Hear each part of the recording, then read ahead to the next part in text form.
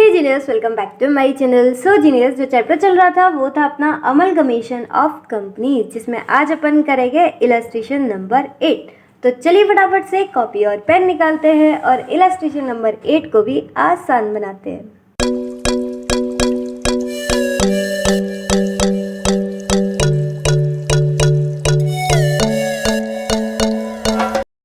Illustration number 8. K Limited and L Limited amalgamate to form a new company LK Limited.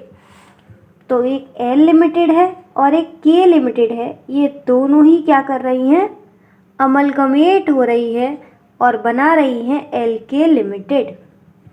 That means L Limited ख़त्म हो जाएगी, K Limited ख़त्म हो जाएगी और अब जिएगा कौन, LK Limited. ठीक। The financial position of these two companies on the date of amalgamation was as under. यानी जो L लिमिटेड है और जो K लिमिटेड है, इन दोनों की जो फाइनेंशियल पोजीशन है, दैट मीन्स बैलेंस शीट, वो हमें यहाँ पर गिवन है। ये K लिमिटेड और ये L लिमिटेड। तो इधर आपको लाइबिलिटीज दे रखी है, share capital, preference shares, debenture, general reserve, P&L account, और इधर आपको एसेट्स दे रखे हैं, goodwill, land and building, plant and machinery, furniture and fittings, let and trade receivables, stores and inventory, cash at bank.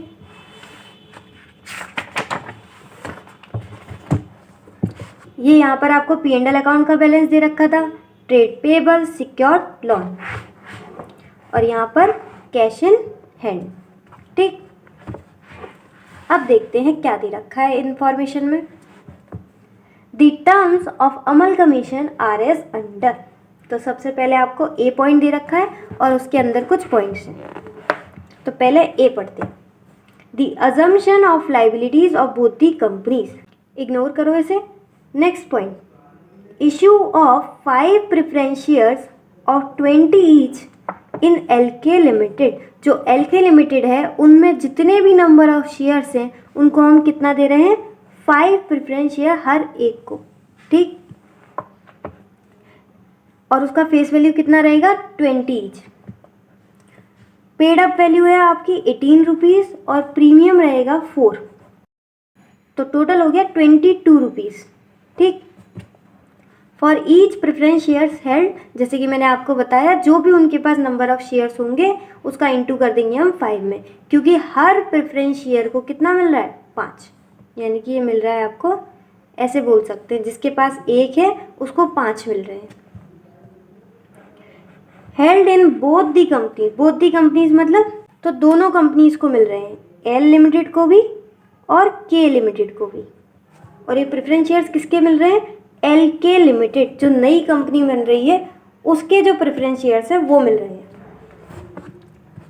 Point number 3, issue of 6 equity shares of 20 each in LK Limited. LK Limited जो नई company form हो रही है उसमें हर किसी को कितने मिल रहे हैं, 6 इक्विटी शेयर्स, और जिसका फेस वैल्यू कितना है, 20 each. Again paid up value इसका भी रहेगा आपका 18 पेड अप और प्रीमियम कितना है, 4, तो फिर से 18 + 4 हो गया आपका 22। For each equity share held in both the companies, जैसे कि मैंने पहले ही बताया, दोनों कंपनीज को मिल रहे हैं, जैसे सेम पॉइंट है आपका, जैसे 2 में था वैसे 3 में। In addition necessary cash should be paid to the equity share holders of both the company as is required to adjust the rights of share holders of both the companies in accordance with the intrinsic value of the shares of both the company. अब ये इन्होंने इतनी बड़ी कथा क्या कही, तो ये देखो क्या बोल रहे हैं, ये बोल रहे हैं तुम्हारे पास जितने भी इक्विटी शेयर्स हैं उस हर एक को 6 तो मिल ही रहे हैं, चाहे वो L लिमिटेड हो चाहे वो K लिमिटेड हो, तो इक्विटी तो आपको मिल ही रही है, इक्विटी शेयर होल्डर्स को इक्विटी तो मिल ही रही है, साथ के साथ उन्हें कैश भी मिलेगा, L लिमिटेड को भी और K लिमिटेड को। अब ये कैश किस बेसिस पर मिलेगा, ये बेसिस पर मिलेगा इंट्रिंसिक वैल्यू। तो सबसे पहले हम इंट्रिंसिक वैल्यू निकालेंगे, ठीक है, उससे देखेंगे कि इक्विटी शेयर होल्डर्स को एक्चुअल में मिलना कितना चाहिए था, और फिर हम देखेंगे क्या उन्हें इतना मिला इन the form of equity shares. अगर नहीं मिला तो हम उसके एडिशन में कैश भी देंगे। ठीक, अगर ये बात समझ में नहीं आई हो तो कोई बात नहीं है, अभी जब हम इसका ट्रीटमेंट करेंगे तब आ जाएगा। ठीक है, तो ये पॉइंट नंबर 3 था। Point number 4, issue of such amount of fully paid 6% debentures in LK limited as is sufficient to discharge the 5% debenture in K Limited at a discount of 5% after takeover। तो यहाँ पर क्या है, debentures को debentures मिल रहे हैं कितने वाले, 5% वाले, और जब हम इसे इशू करेंगे तब वो कितने में करेंगे, 5% डिस्काउंट पे। जैसे कि आपको पता है डिबेंचर्स पूरे फेस वैल्यू पर भी हो सकते हैं, यानी कि पार पर भी हो सकते हैं, डिबेंचर्स पर डिस्काउंट पर भी हो सकते हैं और प्रीमियम पर भी हो सकते हैं।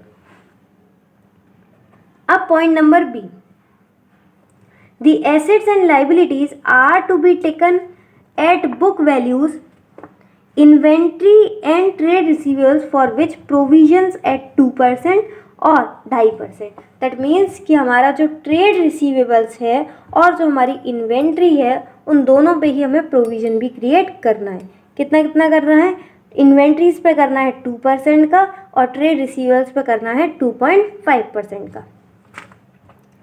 Point number 2, the trade receivables of K limited include 20,000 due from L limited.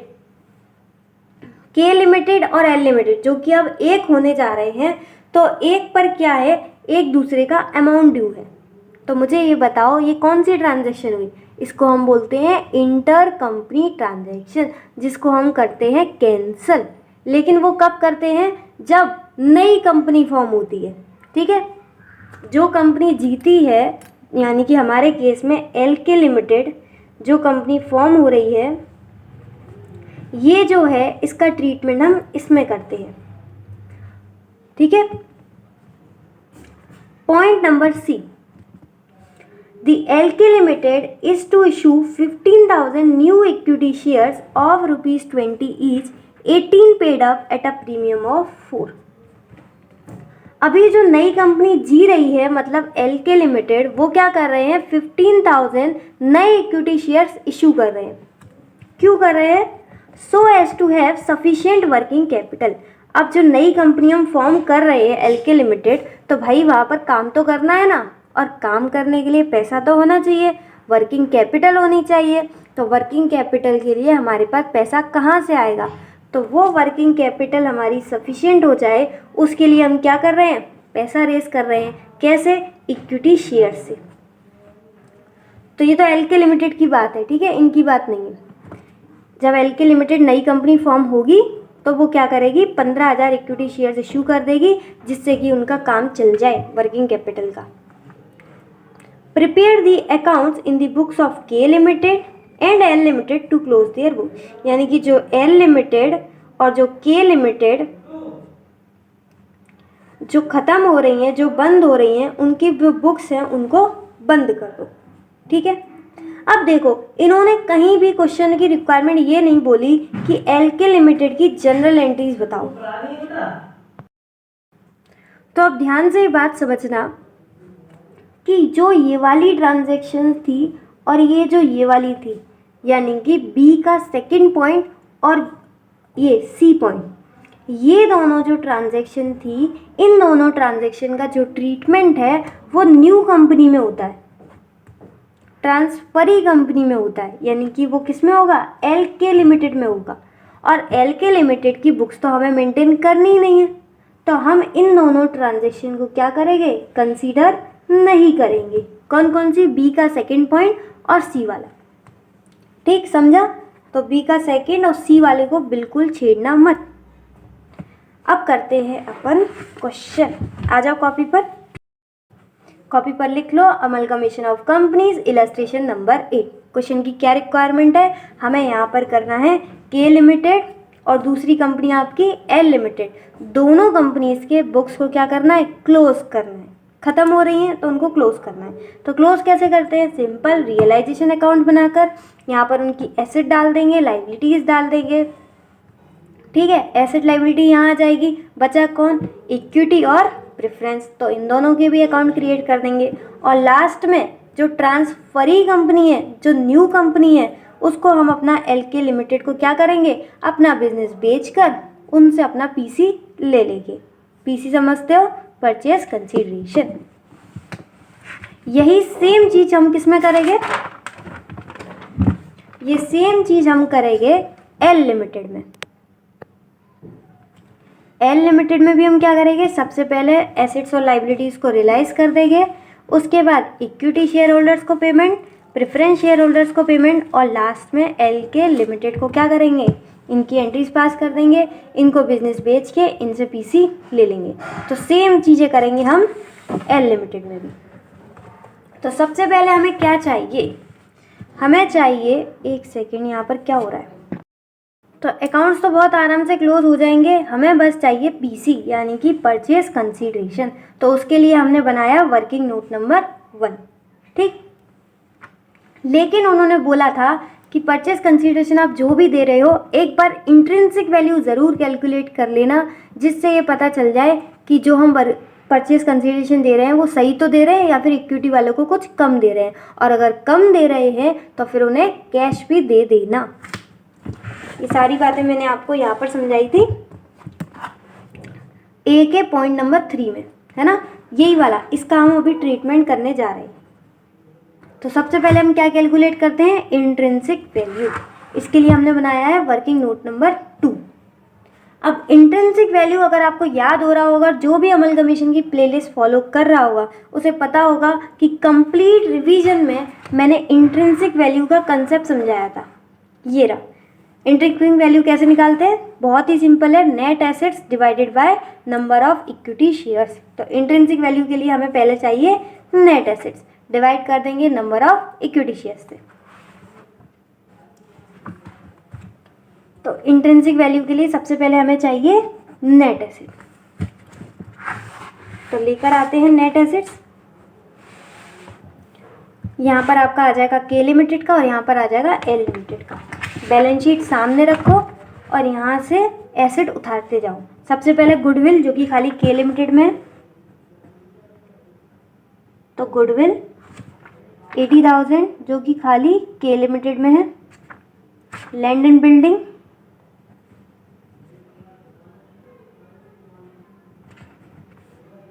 4,50,000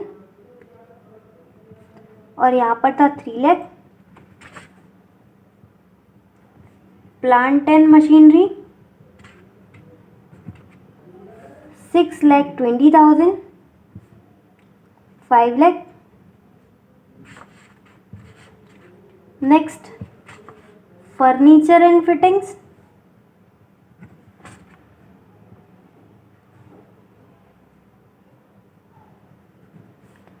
60,000, 20,000, दिख रहा है ना। उसके बाद आ गया ट्रेड रिसीवर्स। ट्रेड रिसीवर्स लिखने के टाइम पर रुक जाना, क्योंकि इससे रिलेटेड एक छोटी सी एडजस्टमेंट थी। ट्रेड रिसीवर्स हैं कितने हमारे, 2,70,000 और इसके थे 1,75,000।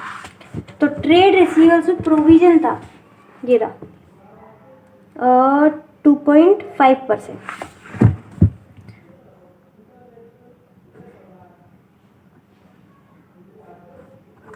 ठीक है, तो इसको लेस कर देंगे। 2,75,000 माइनस 2.5%, ये आ गया 268,125। सेम करेंगे एल लिमिटेड में 1,75,000 2.5%, ये आ गया 1,706,25। ठीक है, ये हमने क्यों लेस किया, क्योंकि आपको याद होगा जब हमने इंट्रिंसिक वैल्यू ऑफ शेयर सीखा था और उसमें जो नेट एसेट्स यहाँ पर होता है वो नेट एसेट्स हम कैसे निकालते हैं, एसेट्स माइनस लाइबिलिटीज। और एसेट्स कैसी होनी चाहिए, करंट प्राइस पर, मतलब जो भी अग्रीड प्राइस है जिस पर हम ले रहे हैं। ठीक है, तो यहाँ पर 2% और 2.5% जो है प्रोविजन, उसका हम क्या करेंगे, कंसीडर उसको हम करेंगे ज़रूर। तो तो बस हमें ये चाहिए, माइनस लाइबिलिटीज़ आ जाएगा नेट एसेट, नेट एसेट्स यहाँ रख देंगे, नंबर ऑफ इक्विटी शेयर, उससे पता चल जाएगी इंट्रिंसिक वैल्यू ऑफ शेयर। समझ रहा है ना? ये पहले मैं पढ़ा चुकी हूँ इसलिए मैं थोड़ा जल्दी ले रही हूँ, ठीक है ना। आ जाओ वापस। ट्रेड रिसीवर्स के बाद कौन है? Stores and inventory.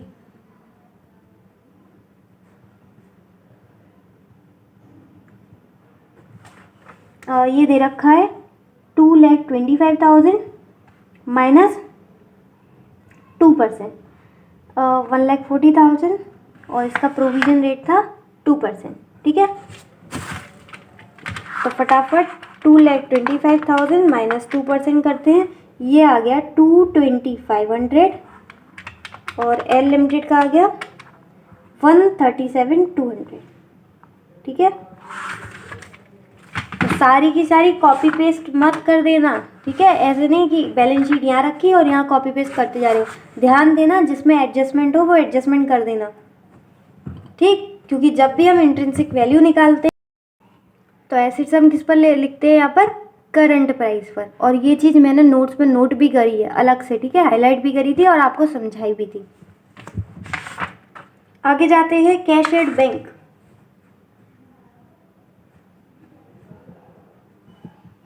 कितना गिवन है? 120 और 55, तो 1,20,000 55,000, ठीक। उसके बाद लास्ट बचा एसेट साइड में कैश इन हैंड, ये आ गया 41,375 और ये आ गया 17,175, ठीक है। फटाफट से एसेट्स का टोटल करते हैं।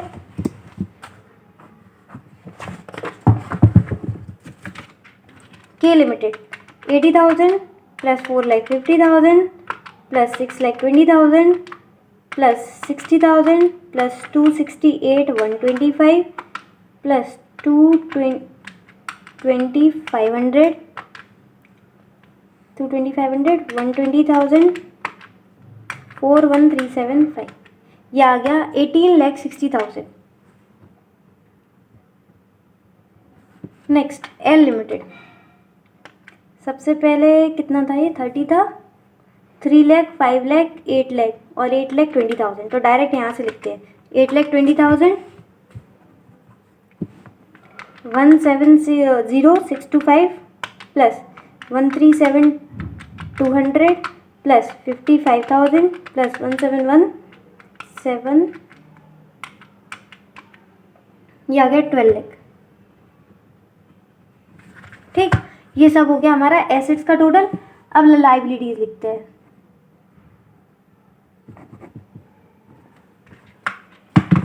तो लाइबिलिटीज में कौन कौन है अपना? स्टार्टिंग में तो शेयर कैपिटल, प्रेफरेंस, डिवेंचर्स, ये रहे डिवेंचर्स,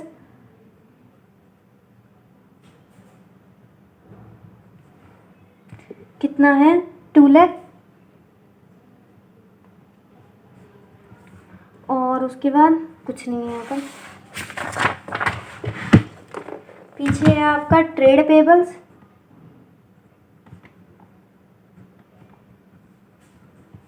कितना है? 1 लाख, 2,10,000। लास्ट आपका सिक्योर्ड लोन, जो कि इसमें तो है नहीं है, और इसमें है 2 लाख का। यहाँ पर आ जाएगा आपका लाइबिलिटीज का टोटल, सीधे सीधे दिख रहा है 3 लाख और ये 21 लाख था, कितना था? 2,10,000, तो ये हो गया 4,10,000, ठीक है।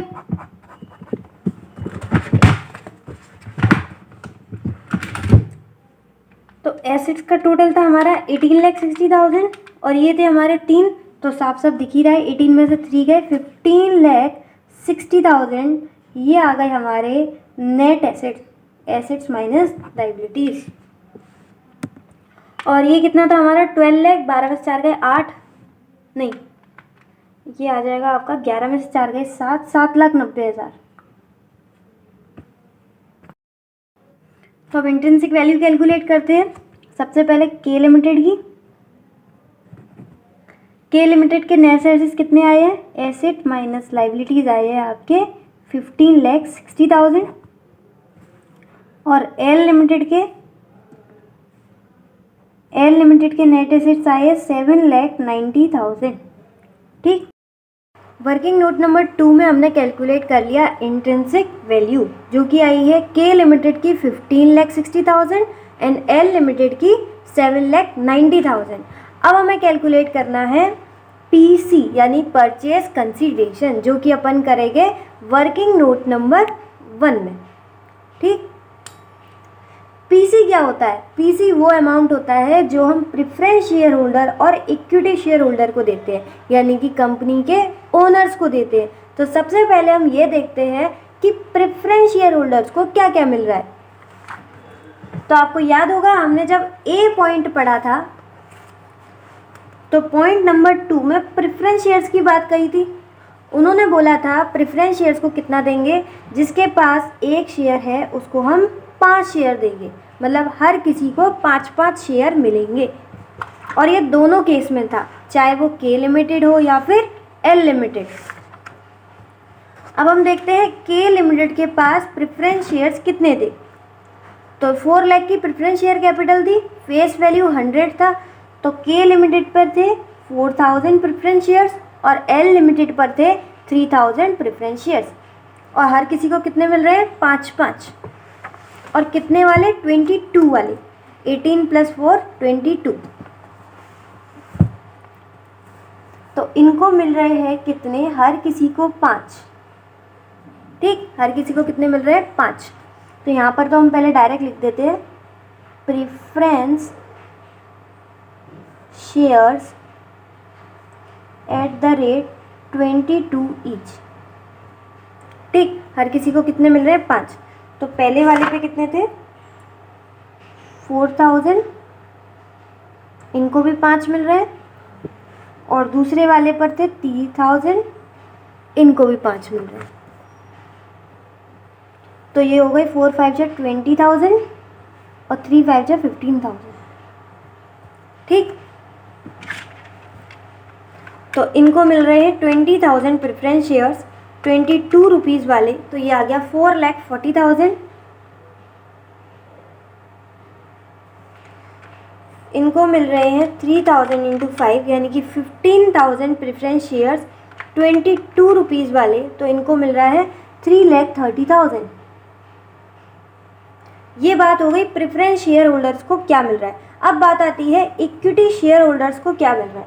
तो इसी के आगे पॉइंट नंबर 3 में बताया था कि हर एक इक्विटी शेयर को कितना मिल रहा है? 6 इक्विटी शेयर्स मिल रहे हैं। और ये दोनों केस में था के लिमिटेड और एल लिमिटेड। तो सेम ट्रीटमेंट करना है जैसे प्रेफरेंस शेयर्स का किया था, ऐसे ही इक्विटी शेयर्स का। तो के लिमिटेड पर थे 8,000 इक्विटी शेयर्स और एल लिमिटेड पर थे 3,000 इक्विटी शेयर्स। के लिमिटेड पर थे 8,000 और एल लिमिटेड पर थे 3,000। और हर किसी को कितने मिल रहे हैं? 6। तो 6 3 या 18,000, 8 6 जा 48,000। ठीक, इनको क्या मिल रहा है? इक्विटी शेयर होल्डर्स को। इक्विटी शेयर होल्डर्स को मिल रहे हैं equity shares at the rate 22 each. ये भी 18 + 4 22 वाले थे। ठीक, तो के लिमिटेड को मिल रहे हैं 48,000 इक्विटी शेयर्स 22 वाले। तो इनको मिल रहा है 10,56,000। और अगर हम बात करें एल लिमिटेड की, तो इनको मिल रहे हैं 18,000 इक्विटी शेयर्स 22 वाले। तो ये हो गया 3,96,000। ठीक है, तो इतना तो वादा किया है कि इतना तो आपको मिलेगा ही मिलेगा, लेकिन आप अपनी इंट्रिंसिक वैल्यू बताइए, यानी कि अपने नेट एसेट्स कैलकुलेट करके बताइए। और अगर कम पड़े, अगर आपको लगता है ये अमाउंट कम है आपकी इंट्रिंसिक वैल्यू के कंपैरिजन में, तो आप क्या कर सकते हो? एक्स्ट्रा अमाउंट ले सकते हो, इक्विटी शेयर होल्डर्स को दिया जाएगा इन द फॉर्म ऑफ कैश, तो वो यहाँ पर आ जाएगा। ठीक है, तो देखो कितनी आई थी इंट्रिंसिक वैल्यू? 15,60,000 और 7,90,000। और अगर हम यहाँ देखें तो कितना मिल रहा है? के लिमिटेड को मिल रहा है 4,40,000, 10,56,000। तो के लिमिटेड को मिल रहा है 14,96,000। लेकिन अगर के लिमिटेड की इंट्रिंसिक वैल्यू की बात करें तो वो कितना है 15,60,000। तो कितने का डिफरेंस आ रहा है 64,000 का। तो 64,000 इक्विटी शेयर होल्डर्स को मिल जाएगा इन द फॉर्म ऑफ कैश। ठीक है, ये चीज़ समझ में आई नहीं कैसे आया? उन्होंने बोला था अगर एक्स्ट्रा अमाउंट चाहिए तो हम आपको दे सकते हैं in the form of cash to equity share holders. L limited, तो एल लिमिटेड को हम कितना दे रहे हैं 3,30,000 प्लस 3,96,000, हम उनको दे रहे हैं 7,26,000। इन दोनों को मिला के कितना आया 7,26,000। लेकिन अगर हम बात करें इनकी इंट्रिंसिक वैल्यू की तो वो कितना है 7,90,000। तो हमें इन्हें और देना पड़ेगा 64,000। तो ये हम किसको देंगे in the form of cash to the equity share holders of L limited. ठीक है, तो अब इनको ये मिल रहा है, ये मिल रहा है, ये मिल रहा है, तो टोटल इनको कितना मिलेगा 15,60,000 और इनको मिलेगा 7,90,000। तो ये आ गया हमारा टोटल पीसी। समझा अच्छे से? ये वही वाला पॉइंट है।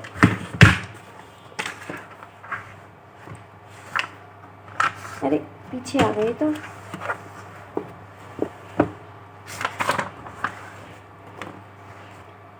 ये रहा। ये बोल रहे थे कंपैरिजन करो आपका इंट्रिंसिक वैल्यू से, और अगर जो भी एक्स्ट्रा अमाउंट हो वो किस में देना है, कैश में देना है to the equity share holder. तो वही हमने किया, इन दोनों को मिला के हमने कंपैरिजन किया इनकी इंट्रिंसिक वैल्यू से, और जो भी अमाउंट की कमी पड़ी वो हमने कैश में दे दिया। ठीक है, सेम केस किया हमने एल लिमिटेड का। अगर ये सबसे इम्पॉर्टेंट बात है, अगर ये बात समझ में नहीं आई तो कमेंट सेक्शन में ज़रूर पूछ लेना। ठीक है, तो ये हमारा ख़त्म हो गए दोनों वर्किंग नोट। अब हमारी आराम से बन जाएंगे इनके लेजर अकाउंट्स। तो आ जाओ फटाफट।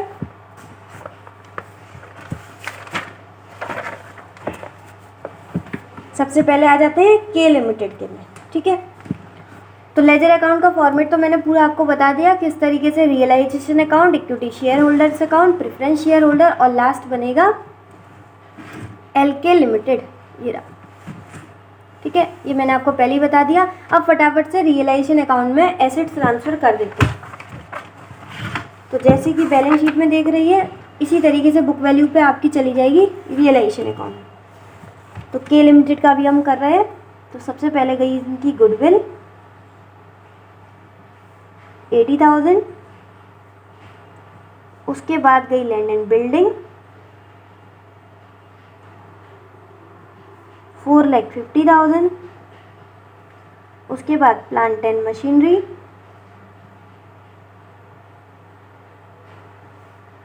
6,20,000। नेक्स्ट फर्नीचर एंड फिटिंग्स, इसमें कोई भी लापरवाही मत करना, सब कुछ लिखना अच्छे से। ठीक है, कोई भी ऐसे शॉर्टकट मत मारना, पता चले शॉर्टकट के चक्कर में आपके मार्क्स ही शॉर्ट रह जाए।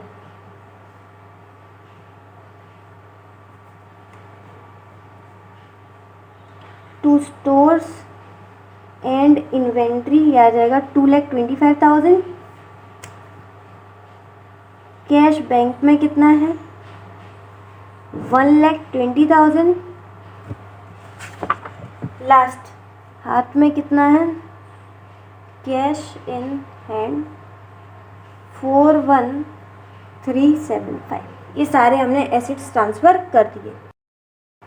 अब आते हैं अपनी लाइबिलिटी साइड पर। तो लाइबिलिटी साइड में सबसे पहले दिख रहे हैं 5% डिवेंचर्स, कितने थे 2 लाख। उसके बाद ट्रेड पेबल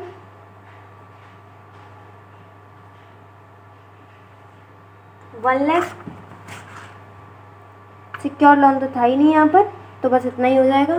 ठीक, और यहाँ पर ध्यान देना ट्रेड रिसीवेबल्स और इन्वेंट्री ये बुक वैल्यू पर ही आएगा। ठीक है, क्योंकि अभी हमने जब नेट एसेट्स कैलकुलेट किया था तो इसमें से प्रोविज़न माइनस किया था, क्योंकि जब भी नेट एसेट्स कैलकुलेट करते हैं इंट्रिंसिक वैल्यू के लिए तो वहाँ पर क्लियरली मेंशन है वो कैसा रहेगा आपका करंट प्राइस पर। ठीक है। तो वहाँ पर हमने इनकी वैल्यू अलग लिखी थी प्रोविजन माइनस कर। लेकिन रियलाइजेशन अकाउंट में सारे अमाउंट कैसे आते हैं, बुक वैल्यू पे, क्योंकि रियलाइजेशन अकाउंट और कुछ नहीं है, बस सिंपली इन जो सारे अकाउंट्स खुले होंगे ना उनको बंद करना है। तो ये जो अकाउंट्स खुले हुए हैं, जैसे कि ये ट्रेड रिसीवर्स होगा तो ये 2,75,000 पे खुला होगा बुक वैल्यू पर। अब इनको हमें बंद करना है तो हम 275 पर ही बंद करेंगे, ठीक है। तो ये सिर्फ और सिर्फ क्लोजर ऑफ अकाउंट है और कुछ नहीं है। तो जैसा है वैसा ही हमें क्लोज करना है, ठीक है। तो यहाँ पर मार मत खाना इस बात की कि आप इसको करंट प्राइस पर लिख दो, ये बुक वैल्यू पर ही आता है। तो ये हमारे सारे हो गए एसेट्स और ये हमारी सारी हो गई लाइबिलिटीज़। अब हम ये बेच किसको रहे हैं, ये हम बेच रहे हैं एलके लिमिटेड। एलके लिमिटेड नाम है, हाँ। तो जो भी हमारा पीसी रहेगा परचेज कंसीडरेशन, वो हमारा अमाउंट यहाँ है। ये रहा हमारा पीसी। प्रेफरेंस शेयर होल्डर्स को इतना दे रहे हैं, इक्विटी शेयर होल्डर्स को इक्विटी शेयर्स भी दे रहे हैं, साथ के साथ कैश भी दे रहे हैं। तो टोटल हमारा आ गया पीसी 15,60,000। तो ये आ गया 15,60,000, ठीक है। तो एसेट्स हो गए, लाइबिलिटीज़ हो गई और एलके लिमिटेड को पीसी हो गया। आगे बढ़ते हैं, इक्विटी शेयर होल्डर्स। तो इक्विटी शेयर होल्डर्स का सबसे पहले बैलेंस लिखते हैं। इक्विटी शेयर होल्डर्स को क्या क्या मिलेगा, तो इनको मिलेगी शेयर कैपिटल और जो भी रिजर्व एंड सरप्लस होगा वो। तो शेयर कैपिटल इनकी थी 8,000 इंटू 100, 8 लाख। और रिजर्व एंड सरप्लस देखते हैं क्या क्या है रिजर्व एंड सरप्लस में। जीआर तो इन पे था ही नहीं, पी&एल अकाउंट था। पी&एल अकाउंट कितना था, ये रहा 371, 375, 371, 375। चाहो तो आप पी&एल अकाउंट को पहले रिजर्व एंड सरप्लस पे ट्रांसफ़र करो, फिर रिजर्व एंड सरप्लस को यहाँ पर लिखो, ठीक है। या फिर एक कट कर सकते हो एंट्री, कोई दिक्कत नहीं है, क्योंकि इतना बड़ा क्वेश्चन है तो आप यहाँ पर एक दो चीज़ें कट कर सकते हो, और हमारे इंस्टीट्यूट ने भी ये किया है। तो इक्विटी शेयर्स को ये मिलना चाहिए था, उसका अमाउंट ड्यू है शेयर कैपिटल और रिजर्व एंड सरप्लस का, लेकिन उसे मिल क्या रहा है, तो उसे मिल रहे हैं equity shares in L K limited. कितने के मिल रहे थे, 10,56,000। ये अभी हमने पीसी में कैलकुलेट किया था, वर्किंग नोट नंबर 1 में, ठीक है। और इन्हें मिल रहा है कैश कितने का, 64,000 का। ये भी हमने वर्किंग नोट नंबर 1 में कैलकुलेट किया था। तो इक्विटी शेयर होल्डर्स का ये अमाउंट ड्यू था, लेकिन उन्हें मिल रहा है सिर्फ इतना, उन्हें इक्विटी शेयर्स मिल रहे हैं और कैश मिल रहा है। तो हम देखते हैं कि इक्विटी शेयर होल्डर्स के साथ नाइंसाफ़ी तो नहीं हो रही, हो ही रही होगी मुझे लगता है। तो ये हो गया 8 लाख प्लस 371, 375, 11,71,375। लेकिन उनको मिल रहा है 10,56,000 एंड 64,000, यानी कि उनका 51,375 का हो रहा है लॉस। तो ये चला जाएगा अपना रियलाइजेशन में। 51,375 उनका रियलाइजेशन के टाइम क्या हो रहा है, लॉस हो रहा है, ठीक। 11,71,375 समझा, इतना ड्यू था, इतना मिल रहा है, तो उनका हो रहा है लॉस 51,375 का। तो ये रियलाइजेशन का लॉस कहाँ जाएगा, इक्विटी शेयर होल्डर्स का।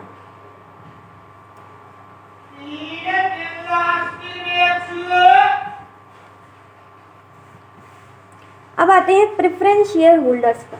तो प्रेफरेंस शेयर होल्डर्स को सबसे पहले उनका अमाउंट ड्यू था प्रेफरेंस शेयर कैपिटल,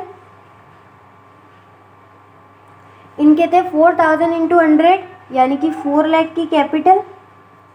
लेकिन अगर हम बात करें पीसी को, आप ज़रा देखिए, तो पीसी में इनको मिल रहे हैं preference shares in L K limited कितने, 4,40,000 की, यानी कि ड्यू अमाउंट था 4 लाख का, लेकिन मिल रहा है 4,40,000। तो इनको 40,000 एक्स्ट्रा मिल रहा है, अच्छी बात है इनके लिए तो। लेकिन ये जो 40,000 है, झेलेगा कौन, ये झेलेंगे हमारे इक्विटी शेयर होल्डर्स, क्योंकि जब भी प्रेफरेंस शेयर होल्डर्स को रियलाइजेशन के टाइम पर एक्स्ट्रा अमाउंट मिलता है तो वो कौन झेलता है, इक्विटी शेयर होल्डर्स।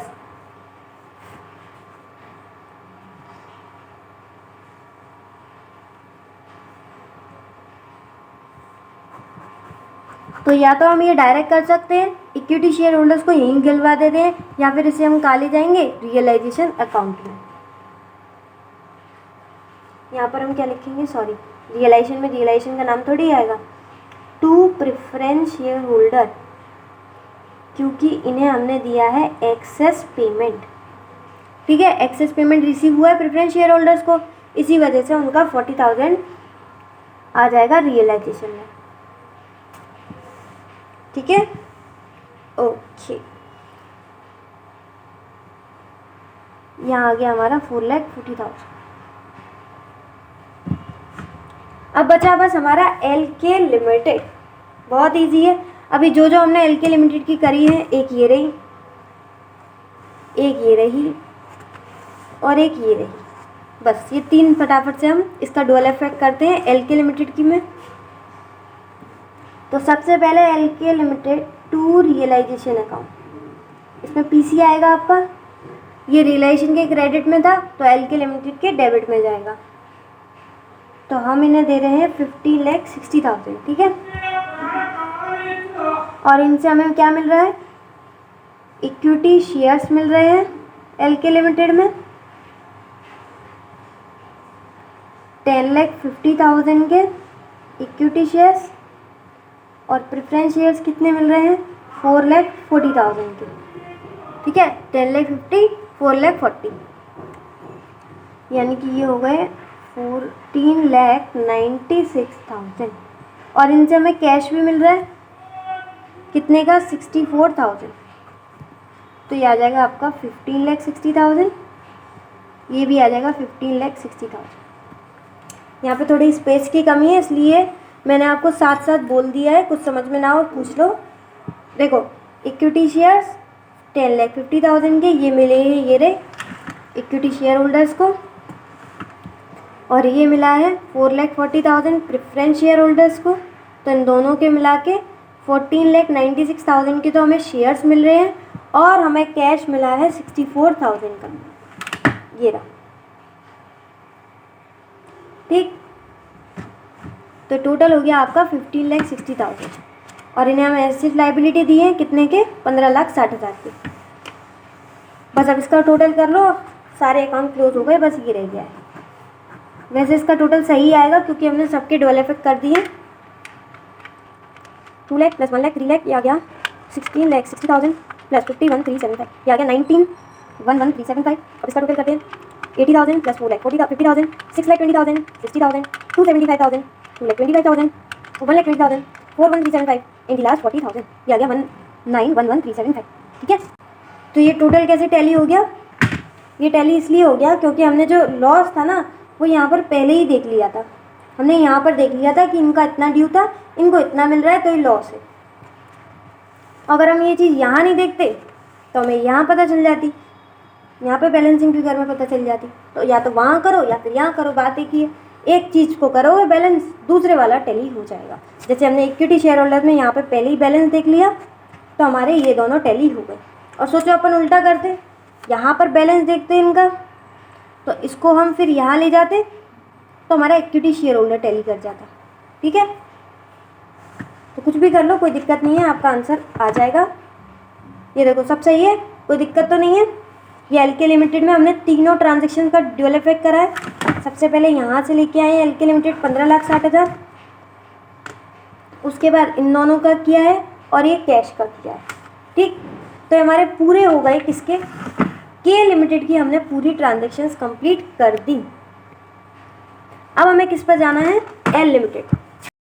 अब सेम वे में हम एल लिमिटेड की बुक्स को क्लोज करेंगे। सबसे पहले एसेट्स एंड लायबिलिटीज़ को रियलाइजेशन अकाउंट में ट्रांसफ़र करेंगे, फिर बचा कौन, इक्विटी और प्रेफरेंस उनका अकाउंट, और लास्ट में एल के लिमिटेड को सब कुछ क्या कर देंगे, एसेट लायबिलिटीज़ दे देंगे तो टू रियलाइजेशन, और उनसे हम पीसी ले लेंगे। ठीक,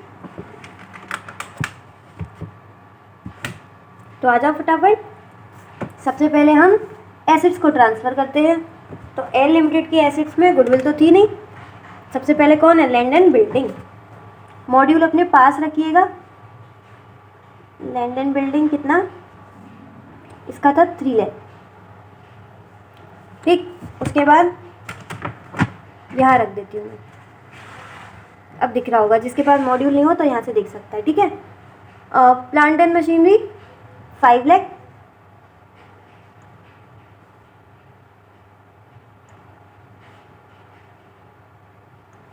फिर फर्नीचर एंड फिटिंग्स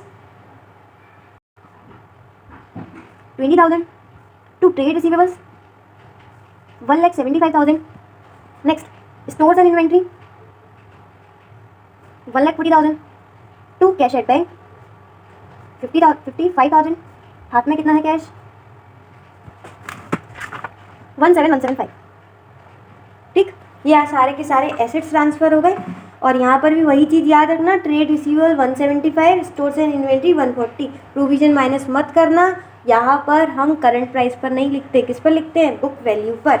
और क्यों लिखते हैं मैंने अभी थोड़ी देर पहले ही आपको बताया है। अब आ जाते हैं यहाँ पर लाइबिलिटीज़ को ट्रांसफ़र करते हैं। तो लाइबिलिटीज़ में कौन कौन है, डिबेंचर्स तो थे नहीं, यहाँ पर है ट्रेड पेबल्स 2,10,000 और सिक्योर लोन 2 लाख। तो सबसे पहले ट्रेड पेबल 2,10,000 और सिक्योर्ड लोन 2 लाख। तो ये एसेट्स लाइबिलिटीज हम किसको दे रहे हैं, एलके लिमिटेड। तो एलके लिमिटेड आ गया हमारा। यहाँ पर आता है पीसी, पीसी कितना है 7,90,000, जो कि हमने किस में कैलकुलेट किया था, वर्किंग नोट नंबर 1 में, ठीक है। जिसको पता नहीं है कहाँ से आ गया जाके देख लो, वर्किंग नोट नंबर 1। उसके बाद आते हैं इक्विटी शेयर होल्डर्स को।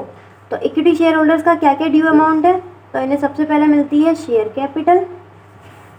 इनकी शेयर कैपिटल कितनी थी 3,000 शेयर, ये तो प्रेफरेंस है, इक्विटी है, हाँ इक्विटी है, 3,000 इक्विटी शेयर्स इंटू 100 3 लाख। तो एक तो इन्हें मिलनी चाहिए क्या, शेयर कैपिटल, ये इनका ड्यू अमाउंट हो गया। उसके बाद कुछ रिजर्व्स है क्या, हाँ जनरल रिजर्व है 1 लाख। तो by GR 1 lakh. P&L account भी है, बिल्कुल है, और कितना है 97,175, ठीक। तो चाहो तो यहाँ पर भी आप वही काम कर सकते हो जो मैंने पहले आपको बताया, GR और P&L अकाउंट को रिजर्व एंड सरप्लस में ट्रांसफर कर सकते हो। फिर इन दोनों को ऐड करके कहाँ पर ला सकते हो, यहाँ पर लिखो बाई रिजर्व एंड सरप्लस और दोनों को लिख सकते हो, ठीक है। या फिर डायरेक्ट डाल दो by GR by P&L account, क्योंकि इतने सारे अकाउंट कौन बनाएगा, वहाँ पर वैसे भी टाइम नहीं होता। तो इक्विटी शेयर होल्डर्स को ये सब मिलना चाहिए था, उनकी शेयर कैपिटल, GR का अमाउंट और P&L अकाउंट, यानी उनको ये सारा अमाउंट मिलना चाहिए था। क्या क्या 3 लाख 4 लाख, तो 4 लाख ये मिलने चाहिए थे, और 97175 यही है ना, 90 से, हाँ यही है। ओहो फिर से करते हैं, 4 लाख प्लस 97175, तो उनको मिलना चाहिए था 497,175, लेकिन उनको मिल क्या क्या रहा है, इक्विटी शेयर्स मिल रहे हैं। इक्विटी शेयर होल्डर्स को क्या मिल रहा है, इक्विटी शेयर्स मिल रहे हैं इन एलके लिमिटेड 3,96,000 के, ठीक। ये कहाँ पर देखा था हमने, वर्किंग नोट नंबर 1 में। 2 कैश, कैश भी मिल रहा था उनको 64,000 का, ये भी वर्किंग नोट नंबर 1 का था, ठीक है। अगर जिसको समझ में ना हो देख सकते हो, वर्किंग नोट नंबर 1, वहाँ पर हमने कैलकुलेट किया था।